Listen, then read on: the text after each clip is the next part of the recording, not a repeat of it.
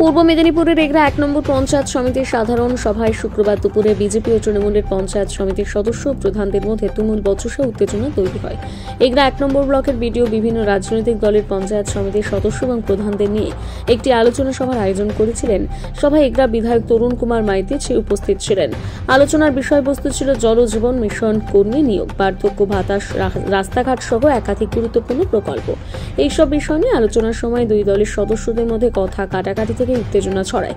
বিজেপির পক্ষ থেকে অভিযোগ করা হয় শাসক দল বিভিন্ন প্রকল্পে বেআইনিভাবে কর্মী নিয়োগ করছে, সঠিক প্রাপকদের বার্ধক্য ভাতা থেকে বঞ্চিত করা হচ্ছে, উন্নয়নের হিসেব ধরা হচ্ছে না। তৃণমূল কংগ্রেসের পক্ষ থেকে সব অভিযোগ মিথ্যে বলে দাবি করা হয়েছে। তৃণমূলের বক্তব্য, বিজেপির কাজ হলো অকারণে দুর্নীতির অভিযোগ তোলা। বিজেপির সদস্যরা পঞ্চায়েত আইন সম্পর্কে কিছুই জানেন না, তাই ভুলভাল বলছেন। উত্তেজনা জেরে আলোচনার শেষ পর্যায়ে বিজেপির সদস্যরা ওয়াকআউট করে সভা থেকে বেরিয়ে আসেন।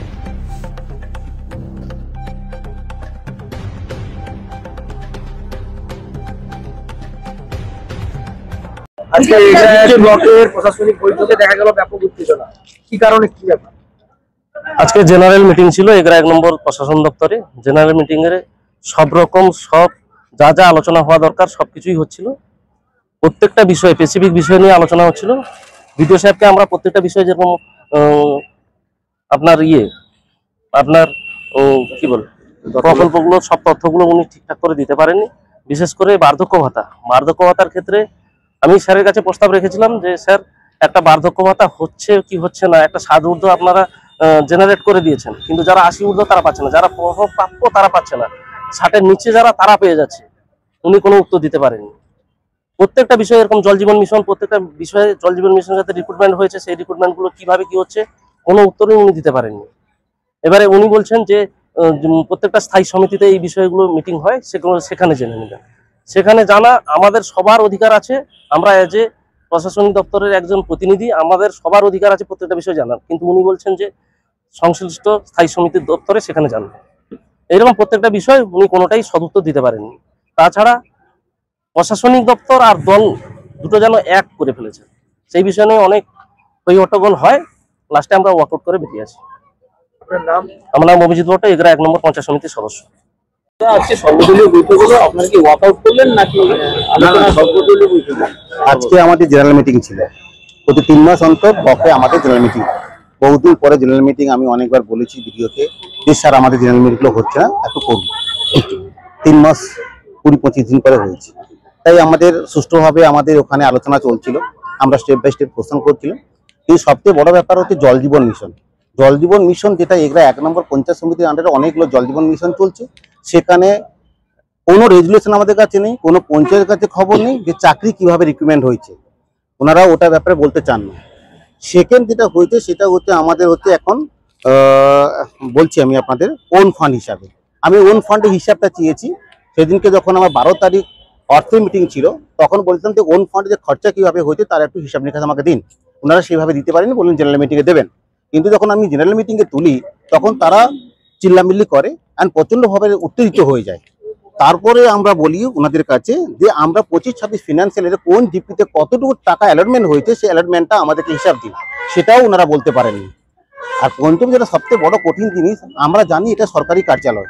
সেই সরকারি কার্যালয়ে আমরা জানি সব জনগণ, সব রকম জনগণ এখানে সুযোগ সুবিধা নেবে। আমরা জনপ্রতিনিধি হয়েছে, শুধুমাত্র আমি অ্যাজ এ বিজেপি জনপ্রতিনিধি, আমি অ্যাজ এ লিডার অফ অপোজিশনে আছি, কিন্তু আমি বিজেপি জনপ্রতিনিধি নই, আমি কিন্তু সব জনগণের জনপ্রতিনিধি। তাই এখানে নাকি দলের ওদের প্লাক ফ্যাস্টন সব বিতরণ হয়, তাই এটা দলীয় কার্যালয় বানিয়ে দিয়েছে। এই জন্য আমি বিডিওকে ধিক্কার জানাই যে এত বড় একটা ব্লক, যেখানে আমাদের সবার মধ্যে আবেগ জড়িত আছে, সেন্টিমেন্ট জড়িত আছে, তাই এর জন্য বিডিওকে আমি ধিক্কার জানাই। বিডিও সাহেবের কাছ থেকে কোনো সদুত্তর পেয়েছেন? উনি চুপচাপ বসে আছেন, উনি কিছু বলেননি, তাহলে বসুন বলে উনি কাটালেন। আমরা ওয়াকআউট করে আমরা বেরিয়ে এসেছি। জল জীবন মিশনের যেটা বললেন, ওখানে কি কোনো দুর্নীতি হয়েছে? হ্যাঁ, আমি বলবো এটা 100% দুর্নীতি হয়েছে। আমি অনেকবার বিডিও সাহেব কাছে গেছি, একলা গেছি, জিজ্ঞেস করেছি রিক্রুটমেন্ট কিভাবে হয়েছে। এখানে এলাকা ভিত্তিক কত হ্যান্ডিক্যাপ আছে, কোনো বিধবা আছে, কত গরিব লোক আছে, তারা কিন্তু পাচ্ছে না চাকরি। তাই জন্য আমি বিডিও সাহেবকে নিজে বলার পরে উনিও সদুত্তর দিতে পারেন। আজকে আমাদের অভিজিৎদা বললেন, আপনারা আরো কিছু জানবেন, আমাদের মহিলাদের ভাবে দেবে উত্তেজিত হয়েছে, সেটা ব্যাপারে আমাদের কৃষ্ণাদি বলবেন। আমার নাম তাপস কুমার দে, আমি এগরা 1 নম্বর পঞ্চায়েত সমিতি বিরোধী দল নেতা। এইটা আমার পঞ্চায়েত সমিতিতে সাধারণ সভা অনুষ্ঠিত হলো। তারপর বিরোধীরা হাজার রকম অভিযোগ তুলছে যে জল জীবন মিশন নিয়ে এখানে দুর্নীতি হচ্ছে, নিয়োগ হচ্ছে বেআইনি ভাবে, এবং কোন ফান্ডে টাকার হিসাব দিচ্ছেন না, অভিযোগ আনছে। সভাপতি সাহেব আছেন, মূল বিষয় হচ্ছে এরা বিরোধী হওয়ার যোগ্য না। তার কারণ হচ্ছে এরা কোনোদিন পঞ্চায়েতি সিস্টেমের মধ্যে ছিল না, পঞ্চায়েতের নিয়ম কানুন জানে না, কি প্রক্রিয়ায় ত্রিস্তর পঞ্চায়েত হয়, কোন মিটিং এ কোন এজেন্ডা আলোচনা হয়, তারা কিছুই জানে না, অজ্ঞ এরা। কারণ এরা কোনোদিনই আজ অবধি পঞ্চায়েতে মেম্বারশিপ করেনি, প্রথম কোনো কারণে জিতে এসেছে। এরা ভাবছে সব জায়গায় দুর্নীতির গন্ধ খুঁজছে, কারণ এদের পেছনে দুর্নীতি তাড়া করছে, দুর্নীতির ভূত তাড়া করছে। এরা জানে না জল জীবন মিশন কিভাবে নিয়োগ হয়, তার নিয়োগ অথরিটি কি পদ্ধতিতে। প্রত্যেক মাসে আমাদের অর্থ স্থায়ী সমিতিতে লিডার অফ অপোজিশন তার মেম্বার, তাকে ফর্ম 27 দেওয়া হয়, তাতে পুঙ্খানুপুঙ্খ প্রত্যেকটা ফান্ড ধরে ধরে হিসাব হয়। তিনি সেই ফর্ম 27 কি সেই বিষয়টাই জানেন না, তো তিনি অভিযোগ করবেন। কারণ যদি একটা সংস্কৃতে কথা আছে, যস্য নাস্তি স্বয়ং প্রজ্ঞা শাস্ত্রম তস্য করতি কি, লোচনাভ্যাং বিহীনস্য দর্পণং কিং করিষ্যতি। অন্ধের সামনে যদি আপনি আয়না ধরেন, সে আয়না কিছু বুঝতে পারবে না, আর মূর্খের সামনে আপনি শাস্ত্র করলে সে কি বুঝবে। এরা একদম মূর্খ, এরা পঞ্চায়েতের মেম্বারশিপ হওয়ার যোগ্য নয়। স্বাভাবিক কারণে এরা শুধু দুর্নীতির গন্ধ খুঁজে বেড়াচ্ছে, নাকগুলো বড় বড় তো বিজেপি দল, তো এরা কখনো পঞ্চায়েতি ত্রিস্তর পঞ্চায়েতের কোনো সম্যক ধারণা এদের নেই। যে leader of opposition form 27 receive করছে প্রত্যেক মাসে, তার দায়িত্ব সমস্ত বিরোধী মেম্বারদের হিসাবটা পুঙ্খানুপুঙ্খ বুঝিয়ে দেওয়ার। আমাদের এনআইটি টেন্ডার হচ্ছে, টেন্ডারের কপি অনলাইনে সাবমিট করা হচ্ছে, তাদের কপি পাচ্ছে, তারপরে বলছে কোন জিপিতে কত টাকার কাজ হয়েছে। তার মানে এদের কিভাবে বোঝাবেন আপনি? অনলাইনে কাগজ দেওয়ার পরে ওরা যদি কাগজ না পড়তে জানে, এস্টিমেট যদি না বুঝতে পারে, ক্রেডেন্সিয়ালকে যদি কুডেন্সিয়াল বলে, এদেরকে কি বলবেন? তো অতএব এদের অবান্তর প্রশ্ন জনগণ জানে, এক অবাঞ্ছিত লোকজনকে ভোট দিয়ে ভুল করেছে, তার ফল ভোগ হচ্ছে, আর এরা হতাশার জায়গা থেকে এই সমস্ত কথাবার্তা বলছে। সাধারণ সভা হলো, সেখানে বিভিন্ন রকম অভিযোগ শোনা গেল, কি বলবেন?